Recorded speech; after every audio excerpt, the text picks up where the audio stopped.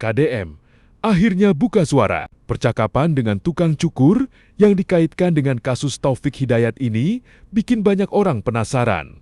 Apa sebenarnya yang terjadi? Gelisah Pak, gelisah karena dia ada orang yang pelanggan mau potong yang ngantri, dia baru gelisah Pak. Ketika sendiri dia nyaman. Nyaman. Ketika ada orang lain ke situ, gelisah. Dia baru kelihatan agak takut. Dia katanya, aduh mulas sih. Pegang perut terus. Mungkin ini sih tangannya pegang terus ke rambut ini Pak. Mungkin nutup wajah. Nutup wajah. Jadi sudah gelisah. Nah kemudian waktu dipotong rambut, berarti dipotong rambut yang sekarang cepak ke samping itu potongan akang? Iya. Iya saya lihat. Dia kan mintanya kan, dia kan digimanain yang Kang, dicepak katanya. Ya siap. Oh waktu cepak di Mapolda kan cepak tuh. Ini yang motongnya ternyata. Saya tuh dipotong katanya dia udah habisin dan nolin katanya. Baru saya tuh nolin ke atas sampai sini. Kok ini dia katanya kayak rada roti. Karena saya harus ngejar yang ini yang pitak biar nggak kelihatan. Udah aja botakin aja, jangan cepakin dulu aja. Oh dicepak. Kemudian waktu dicepak itu sama Kang ngobrol. Dia nanya, Kang dari mana? Garut. Oh Garut. Saya balik nanya ke dia, Akang orang mana? Orang Ciberem katanya. Oh punya orang Ciberem. Iya, orang Ciberem. Dia tidak bercerita yang rame-rame enggak? Oh enggak Pak. Tidak curhat. Enggak. Habis itu dia ngomong apa aja? Enggak ngomong apa-apa. Hanya dicukur aja. Gelisah ya, orang itu gelisah. Enggak iseng ngomongin apa? Enggak. Fokus dicukur aja. Cukur aja. Oh. Cuman ketika ada orang berusaha menutupi wajah. Pokoknya bilangnya udah gak usah rapi-rapi lah udah ya katanya. Bayar. Bayar Ya. Ya. Jadi tidak ngomong apa-apa, tidak ngobrol bahwa dia peristiwa apa. Enggak. Tidak. Maksud saya ngobrolnya ke orang yang pelanggan, ini orang dalam arti pelanggan potong ini orang kayak pemilihan tapi di mana gitu. Karena waktu itu kan beritanya belum Ya, heboh banget ya. Iya. Artinya Saya kan lagi lihat yang viral itu yang itu kan yang foto yang apa tuh? Yang mukanya ganteng itu yang pertama itu. Bukan yang asli itu. Saya habis motong dia kan malam saya pulang istirahat di gentong di rest area, saya lihat lagi Pak tuh. Oh benar ini orang saya yang dipotong rambut sama saya. Oh, Bapak tahu bahwa dia Taufik dari mana? Ini dari DPO itu di IG itu. Oh, dia tidak ngenalin bahwa dia namanya Taufik. Siapa? Dianya tidak ngomong sama Akang. Enggak. Nama saya Taufik, enggak. Oh, jadi Akang tahu bahwa dia namanya Taufik itu setelah dia pergi, kemudian Akang mencoba ini tes siapa Bang? Tahu. Kapan Bapak tahu? Waktu pas penangkapan itu kan tuh. Penangkapan tahu? Tahu. Dari mana Bapak tahu? Dari medsos itu Pak. Oh, medsos muncul, Ya, rame dia beritanya. langsung itu kalau betul berarti saya lihat langsung rambutnya, oh bener ini orang yang saya dipotong. Lihat saya lihat pitaknya. Pitaknya ada lihat. Kelihatan betul 100% pit dia gitu kan dipotong sama saya. Setelah Bapak lihat kemudian oh iya ini yang pitaknya pitaknya. kelihatan. Waduh, bener Taufik ya. Bener Taufik gitu kan. Kemudian Bapak lihat nih di medsos. Apa perasaan Bapak ketika lihat? Wah, saya terus kaging itu. Merasa puas orang yang melakukan tindak pidana ditahan atau Bapak merasa nyesal kenapa tidak oleh saya? Kalau nyesel sih Pak, kalau dibilang nyesel sih enggak sih juga sih Pak. Soalnya kan nyeselnya kok saya nggak lapor sama polisi waktu awal-awal begitu saya ingat dia bawa DPO gitu. Harusnya saya begitu dia pergi enggak langsung lapor gitu. Lapor nih ada nih Taufik yang dicurigai itu di sini. Atau saya udah pokoknya udah jam 2 jam mau lapor percuma karena saya mungkin udah jauh gitu. Atau ketika pagi oh iya ini tuh malah tuh Taufik yang disayembarakan. Kan sebenarnya dari sisi teknologi ya Pak ya. Iya.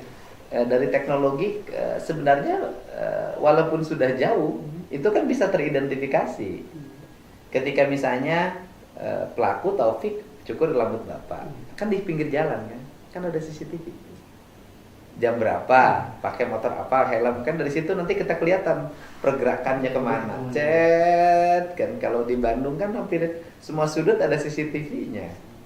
Tapi saya pernah sempet ngomen-ngomen kalau yang podcast bahkan kalau nggak salah di Bapak juga saya pernah ngomen.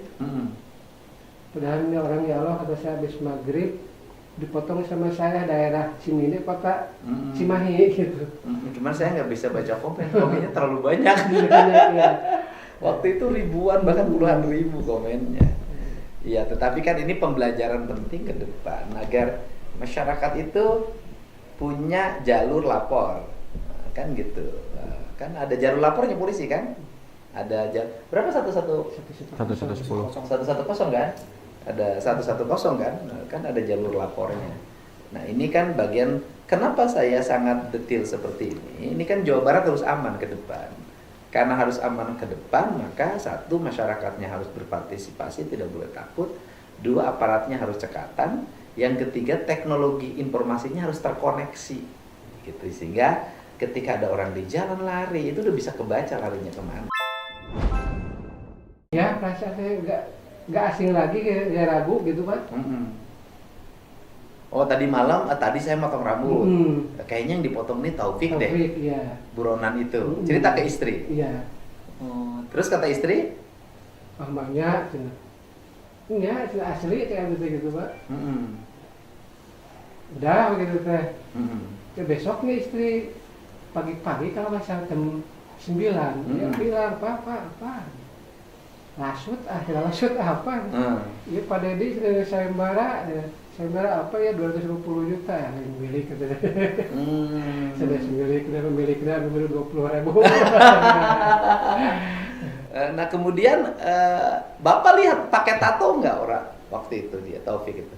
Justru dia begitu masuk Pak, dia langsung buka helm, buka sweater, dia nggak pakai baju ke depan. Saya lihat tato di sini sama di belakang sini. Oh, dia nggak pakai baju dipotongnya? Enggak.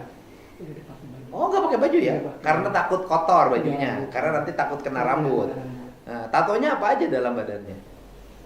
Tato sih. Enggak ini tapi tok di sini penuh sama belakang ini pokoknya. Di sini tato apa yang penuh? Ada tato gambar wajah perempuan? Enggak terlalu merhatiin gitu kan, tapi ada gambar gitu Pak. Oh, gambar. Di belakangnya? Ada ya, gambar. Ada gambar ikan di tangannya? Saya enggak lihat Pak. Oh, nggak lihat. Artinya di tangannya ada gambar, ada tato gambar ikan nggak? Enggak ada. Enggak ada. Di badan nggak ada tato gambar ikan. Enggak ngeh Pak tuh. Oh, enggak. Lihatnya tato aja gitu. Oh, lihatnya tato aja.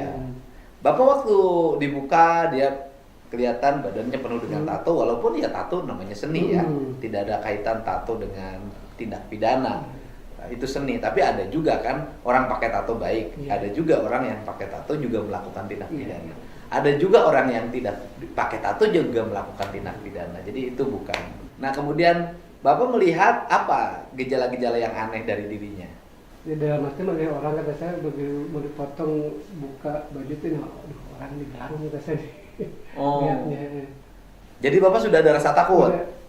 Rasa takut enggak sih Pak, tapi wah ini orang kata saya lah beda gitu penampilan lihat itu juga. Oh. Bahkan begitu dia foto juga nada bicara juga beda Pak.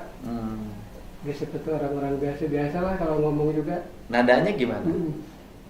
Iya dia ngomong mulusnya maaf ngomong bahasa Sunda maaf ya. Alah mulas katanya.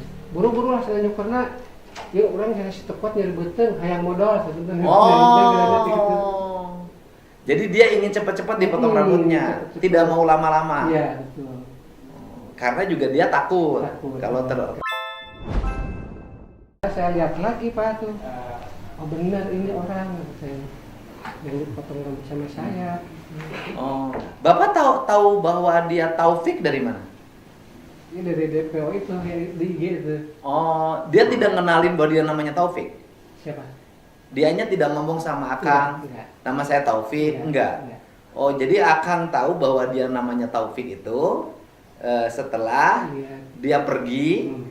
kemudian Akang mencoba ini teh siapa, mengingat-ingat, Iya. kemudian melihat HP. HP ya. Lihat HP kok agak mirip. Agak mirip kok ini orang lihat-lihat cuma di zoom benar ini saya ini apa dari alisnya kan ada codet itu yakinnya itu makanya cukup oh iya ini orang kata saya yang tadi Oh. bagian saya dipotong. Ketika besoknya saya mengumumkan sayembara, tahu siapa yang bisa menginformasikan kepada Taufik atau memberitahukan kepada aparat penegak hukum, pada polisi, mendapat 250 juta. Akan baca nggak postingan saya? Baca Kapan? ya hari Senin itu dari istri bilang gitu. Oh, akan cerita ke istri. Saya cerita ke istri Hari malamnya. mau setelah pulang potong rambut. Pulang datang, saya kan lihat IG batu ya. Kayak saya bilang ke istri, Mas, Bapak tadi habis pulang kan maghrib motong. Istrinya namanya Imas. Bukan, akan saya bilangnya ke istri Mama. Oh, dikira Mas. Oh, Mama. Iya. Aku udah topi buronan, banyak gitu. Oh. Iya, perasaan saya nggak asing lagi, kayak ragu gitu Pak. Mm-mm. Oh, tadi malam, tadi saya motong rambut. Kayaknya yang dipotong ini Taufik deh. Taufik, iya. Buronan itu. Cerita ke istri. Iya. Oh, terus kata istri? Banyak, cina. Iya, itu asli kayak gitu Pak. Mm-mm. Udah begitu teh. Mm-mm. Ya, besoknya istri pagi-pagi kalau nggak salah jam 9 dia bilang apa lasut apa ya Pak Dedi sayembara apa ya 250 juta yang milik katanya. Sudah miliknya 20.000. Nah kemudian Bapak lihat pakai tato nggak orang waktu itu dia Taufik itu gagal. Terus kemudian apa yang akan lakukan setelah ada sayembara itu? Ya lihat-lihat itu Bapak, aduh banyak orang yang telepon, yang komen, aduh sudah gagal sudah senyum gue. Saya anak bukan milik gitu aja.